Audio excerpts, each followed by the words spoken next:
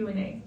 Next, we have Ms. Fionnuala Quinlan, the Ambassador of Ireland to the United States. She brings extensive diplomatic experience, having served in various international postings, and she is committed to strengthening Ireland and U.S. relations.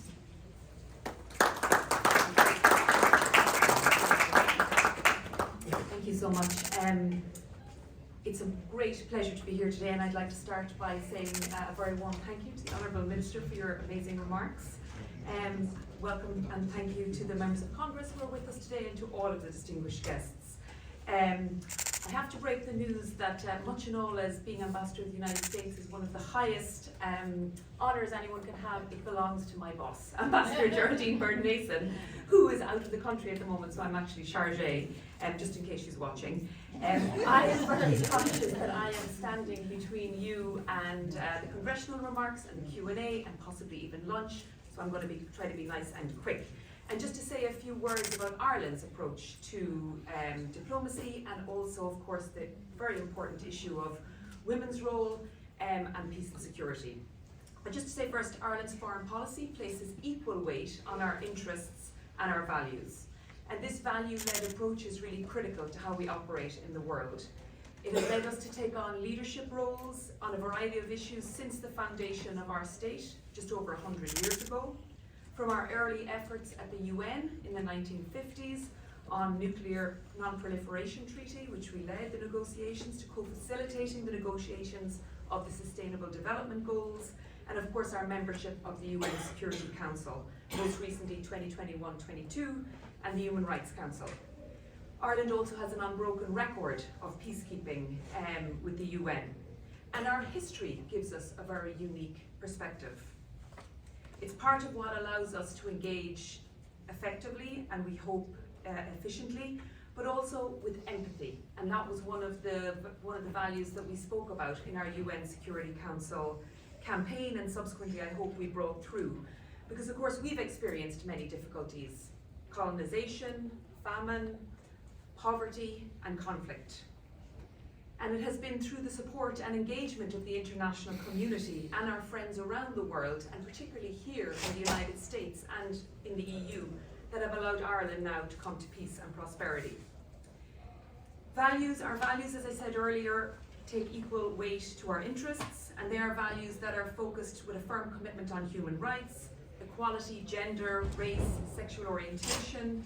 We believe in a commitment to equality of opportunity and humanitarian assistance to the most disadvantaged around the world, and a commitment to the United Nations, to multilateralism and to international law. It's more important now than ever that countries like Ireland stand up for values and the ideals that the multilateral system embodies, and that's why we're putting ourselves forward for the Human Rights Council for the period 2027-28, and if elected, we will bring the same commitment we've always demonstrated to promoting the protection of human rights, accountability and compliance. I'd like now just to say a few words about the role of women, and I'd like to link that to the conflict that Ireland experienced for many years. So many of you will know that there was a very brutal conflict on the island of Ireland for many years. It cost the lives of more than 3,500 people, almost half of them civilians. But over 27 years ago, the Good Friday Agreement was signed. And that agreement is one of the best examples we have in the world today of a collective approach bringing peace. I cannot overstate the role of the United States in achieving that peace. It was an issue that was championed on both sides of the aisle, and US Senator George Mitchell was our special envoy and brought enormous support to the Good Friday Agreement, as was the support of the EU and many others. But it was also made possible by the transformative impact of women.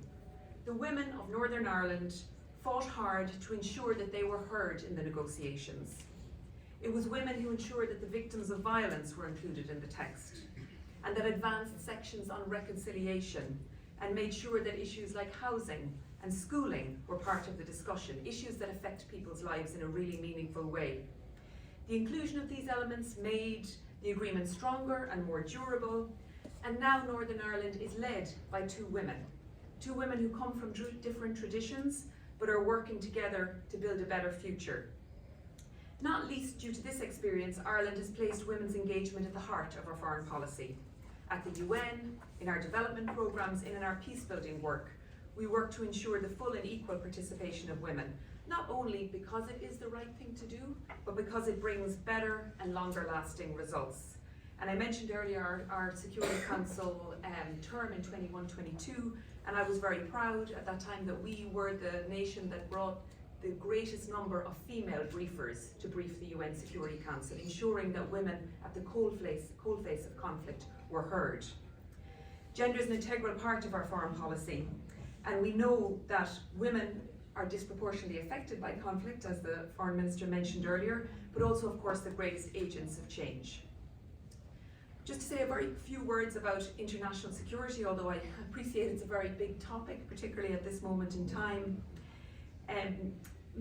Some of you have spoken of conflicts in the Middle East, East Congo, Sudan, and of course the tensions in the Indo-Pacific. But just for the purposes today, I'm going to speak about Ukraine, although of course Ireland remains deeply concerned and engaged on all of the other conflicts I just mentioned.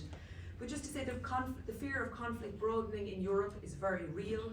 Russia's campaign of hybrid activity has increased in scale and recklessness, and Ireland, along with the EU, recognises the need to take our own security and defence and our responsibility toward like-minded partners very seriously. We are militarily neutral. That means we don't join mutual alliances, but that does not mean that we are politically neutral. And we've always played a very positive, constructive role in the maintenance of international security. There aren't any plans to alter our policy of military neutrality, but nonetheless we're stepping up our engagement, reorganising our defence forces and investing significantly there. Terrible conflict is taking place in Europe as we speak, and the fear of that conflict broadening is based on an analysis of threats by European partners, and it includes not only the experience of Ukraine, but also of recent hybrid attacks on EU countries, I should say. That includes attacks on critical infrastructure like transport and energy, cyber attacks, and electoral interference. So recognising this, the European Union is acting with greater decisiveness, greater ambition, and greater speed to tackle all of those threats. I could go into it in much more detail, but I feel like I'll stick around and talk to anybody who'd like to later. As I said, I'm very conscious of our time. But I just want to end by bringing us back to what you said at the very beginning about courage, collaboration, and compassion. And I think those remain the critical bywords for our work in the world today. Thank you all very much.